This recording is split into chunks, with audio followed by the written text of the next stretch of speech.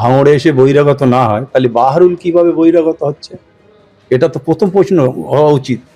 এই এই এই নাটকটা শওকত মোল্লা করছে। যখন ক্যান্ডিডেট ঘোষণা হয়ে গেছে, শওকত মোল্লা দেখছে ভাঙড়ে হার নিশ্চিত জেনে অফিসে বসে কান্নাকাটি করছে, আর দলের লোকেদের বলে দিয়েছে তোরা বিক্ষোভ কর, হ্যাঁ, আমি যাতে ফের ক্যানিংয়ে ফিরে আসি। করছে, দলে দলে হচ্ছে, এটা সারা রাজ্যব্যাপী হচ্ছে। ক্যানিং ভাঙড় তো দূরে যাক, সব জায়গায় হচ্ছে।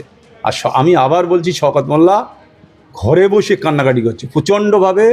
আমরা খবর পাচ্ছি প্রচণ্ডভাবে কান্নাকাটি করছে। তার মানে যাতে ভাঙড়টা আমার সরিয়ে ক্যানিংয়ে দেওয়া। নওশাদ সিদ্দিকী লক্ষাধিক ভোটে জিতবে, শওকত মোল্লা এটা জেনে গেছে। তার সাথে মানুষ নেই, তার সাথে কোনো জনগণ নেই। যে কটা নেতা যারা করে কেমনে খায় সেই কটাই আছে। আর আবুলদা কী করবো, দলের কাছে আবেদন নিবেদন করে জায়গা পায়নি, দল ওকে গুরুত্ব দিইনি। সে বাধ্য হতো, রাজনীতির লোক, অনেকদিন থেকে রাজনীতি করছে। এবার শেষ বয়সে একটা চান্স ও নিয়েছে যে আমি আরেকবার এমএলএ হব, সেই জন্য গিয়েছে হয়তো।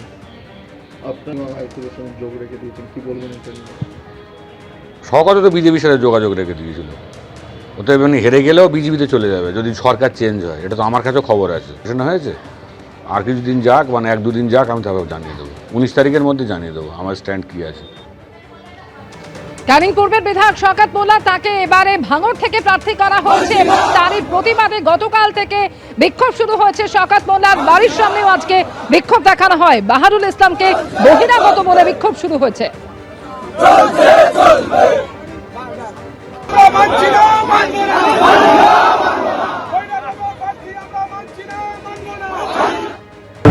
সরকারকে নেত্রী আমাদের দিদি মমতা বন্দ্যোপাধ্যায় এবং আমার প্রিয় দাদা নেতা সর্বোচ্চ সাধারণ সম্পাদক অভিষেক বন্দ্যোপাধ্যায়, তাঁরাই প্রার্থী ঠিক করেছেন এবং গতকাল থেকে সমস্যা হচ্ছে। তো আমি এই বিষয়ে দাদার সঙ্গে কথা বলে তারপরে যা যা ডিসিশন নেওয়ার আমি নেব। এই যে সমস্ত মানুষজন আন্দোলন করছে তাদেরকে সামলাবেন কি করে এখন এই মুহূর্তে? দেখুন, মানুষই তো আমাদের সব কিছু।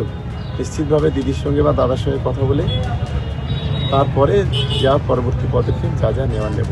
আমি মনে করি, আমি সকলকে অনুরোধ করব, দল ক্যান্ডিডেট ঠিক করেছেন, এটা নিয়ে যে তাদের যে আবেগ বা তাদের যে যা কথাবার্তা, নিশ্চিতভাবে সেই বিষয়গুলো আমি আমার নেতা অভিষেক বন্দ্যোপাধ্যায়কে বলবো বা দিদিকে বলবো, তারপরে যেটা পছন্দ। ক্যানিং পূর্বের বিধায়ক শওকত মোল্লা, তাকে এবার ভাঙড় থেকে প্রার্থী করা হয়েছে। আর সেই কারণেই বিক্ষুব্ধ দলের একাংশ, কর্মীদের একাংশ, তারা বিক্ষোভ দেখান। গতকাল রাতেও আপনাদের দেখিয়েছি, জীবনতলায় সেই বিক্ষোভ দেখানো হয় এবং এরপর শওকত মোল্লার বাড়ির সামনেও বিক্ষোভ দেখান তারা।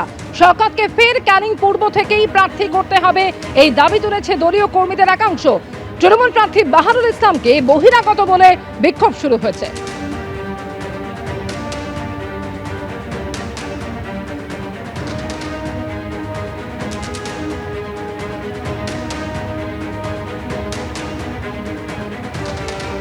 গতকাল তৃণমূলের প্রার্থী তালিকা ঘোষণা হওয়ার পরেই ক্যানিং এর জীবনতলায় বিক্ষোভ দেখানো হয়। রাতভর রাস্তায় টায়ার জ্বালিয়ে বিক্ষোভ দেখানো হয় এবং আজও এলাকায় উত্তেজনা রয়েছে।